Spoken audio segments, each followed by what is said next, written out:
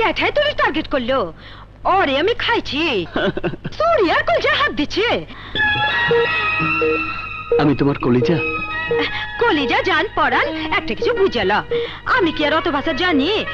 যে I love you Kumu I love you মানে বোঝো না বুঝলেও ডিসেন্ট না হিন্দি সিনেমা দেখতে দেখতে আই লাভ ইউ মানে কিছুটা বুঝছি এই দেখ এখানে হাত দিয়ে দেখ এখানে হাত দিয়ে দেখ কেমন দক দক করতেছে